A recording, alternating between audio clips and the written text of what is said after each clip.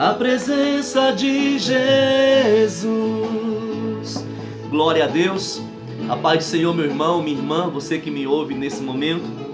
Hoje é um dia muito bom, muito feliz. Eu sempre falo para algumas pessoas, né? Esse dia eu até falei para uma irmã da igreja: estou muito feliz com a minha felicidade, estou muito alegre com a minha alegria, eu estou em paz com a minha paz. E é coisa louca, né? Que às vezes nós expressamos, mas na verdade somos felizes por estar em Cristo Jesus. Jesus é a nossa alegria, Jesus é a nossa felicidade, Jesus é a nossa paz. Por que não dizer, Jesus é o nosso tudo, né? Esses dias eu estava lendo uma frase que colocaram lá no Facebook, e a frase dizia que o diabo achava que tinha tirado tudo de Jó. Ele só esqueceu que o tudo de Jó era Deus. E isso é uma realidade, né? Aquilo que os nossos olhos contemplam é perecível. Aquilo que é eterno, aquilo que na verdade nunca nos será tirado, é a presença de Deus, é a glória de Deus, é a graça do Senhor, né? É a virtude do Espírito Santo em nossas vidas. E como de costume que lemos todos os dias uma palavra, e hoje, como eu falei para você, é um dia especial, eu quero ler com você no livro de Marcos, né? Livro de Marcos, capítulo de número 8 e verso de número 14 em diante, que diz assim a palavra do Senhor: e eles se esqueceram de levar pão, e no barco não tinha consigo senão um pão. E ordenou-lhes, dizendo: olhai, guardai-vos do fermento dos fariseus e do fermento e do fermento de Herodes.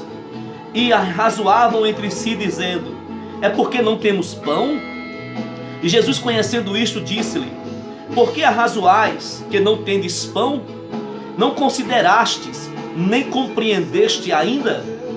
Tendes ainda o vosso coração endurecido? Tendo os olhos, não vedes, e tendo ouvidos, não ouvis? E não vos lembrais?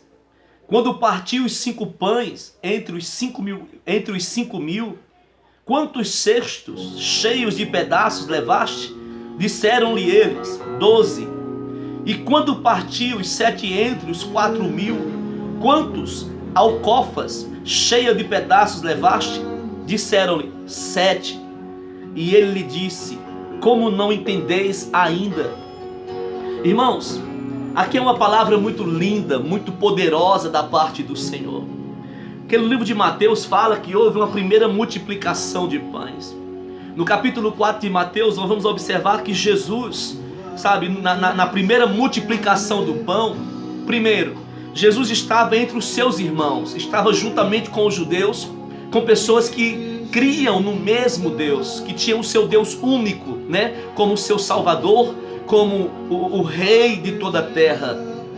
Então, geralmente é mais fácil milagres acontecerem quando estamos rodeados por pessoas que professam a mesma fé, quando estamos rodeados por pessoas que acreditam na mesma palavra que cremos, que acreditam no mesmo Deus que cremos.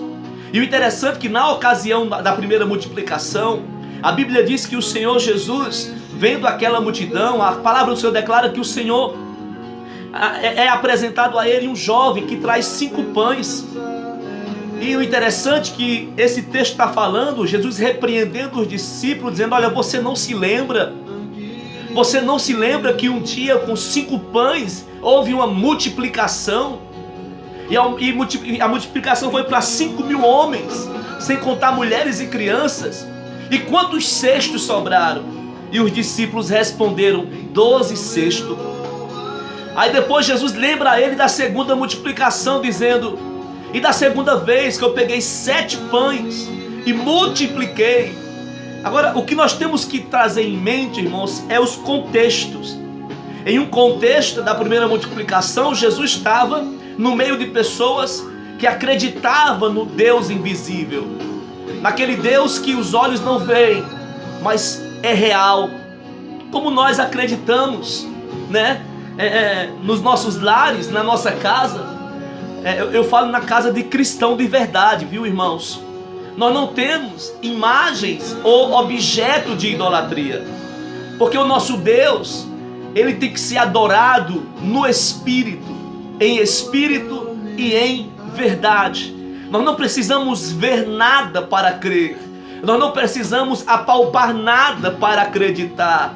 Nós não precisamos de algumas coisas, adereço, né? De objeto de idolatria.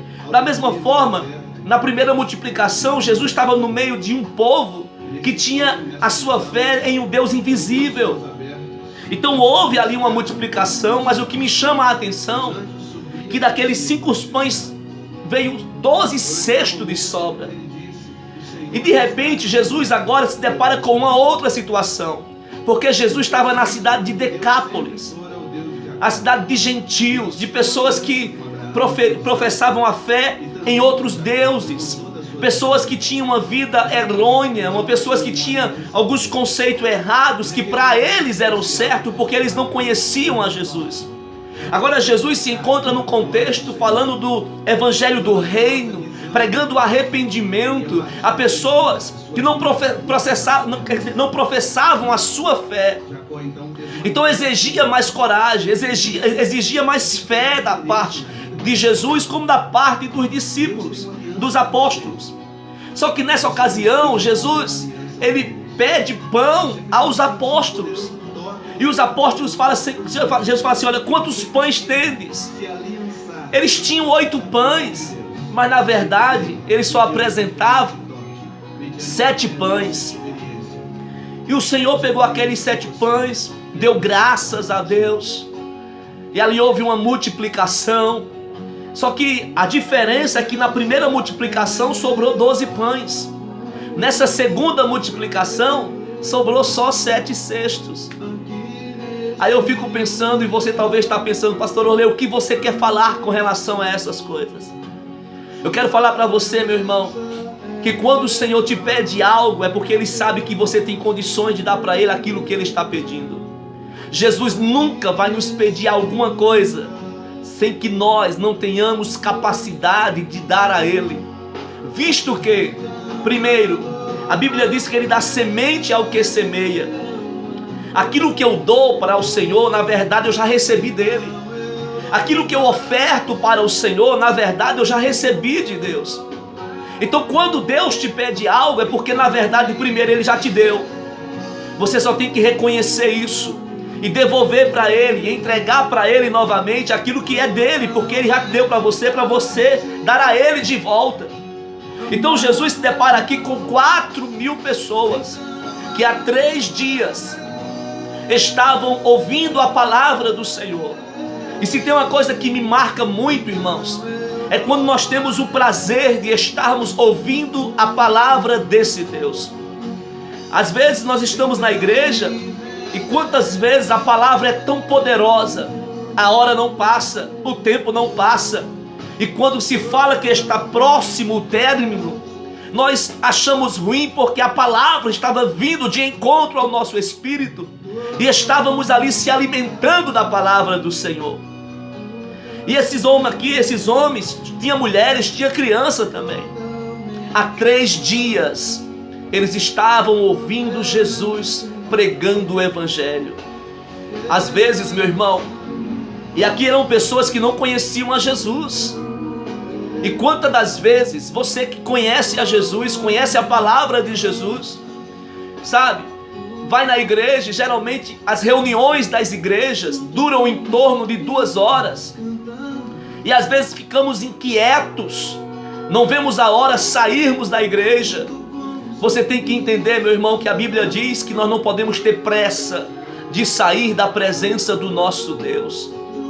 Então, esses discípulos aqui, Jesus falou assim: o que vocês têm para alimentar esse povo? Aí um falou assim: eu tenho 7 pães.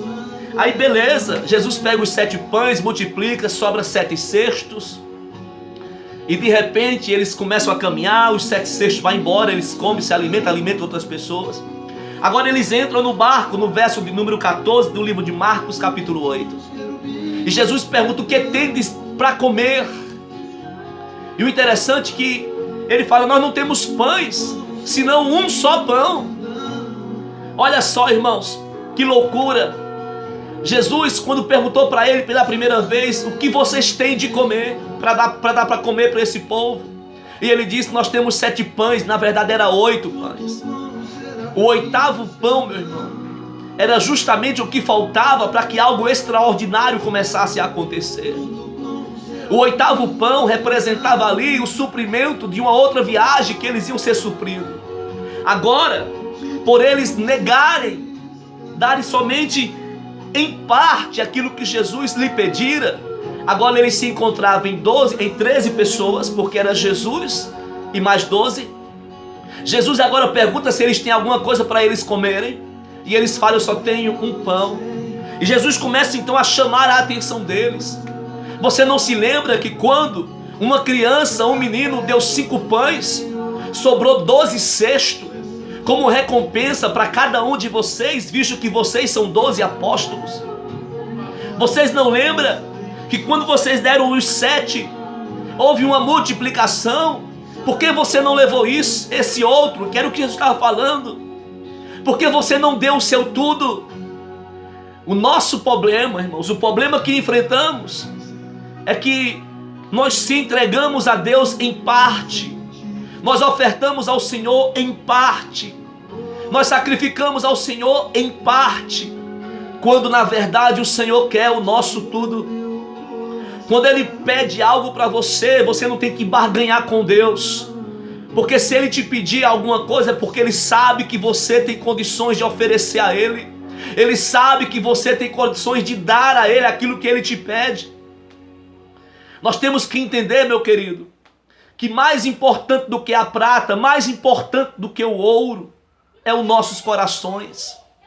E a Bíblia diz que aonde estiver o seu coração, ali estará o seu tesouro. Por que muitas pessoas não são abençoadas mais ainda na sua vida ministerial? Porque não se entregaram totalmente ao ministério. Por que muitas pessoas não são mais abençoadas na sua vida profissional? Porque ainda retém aquilo que Deus quer de um tudo. Então algumas coisas não acontecem na sua vida, é porque você desconfia da palavra de Deus. Quando Deus te pediu o teu tudo, você simplesmente reduziu esse tudo em uma porcentagem. Querido, entenda uma coisa: o Senhor quer tudo da sua vida. E quando eu falo tudo, é até mesmo o ar que você respira. O Senhor tem uma pressa em te abençoar. O Senhor tem pressa em te levantar. O Senhor tem pressa em se derramar sobre a sua vida. O Senhor tem pressa de fazer você um instrumento nas suas mãos de uma tal maneira que você possa todos os dias se surpreender com esse cuidado de Deus. Mas você tem que entender uma coisa: não retenha o seu milagre.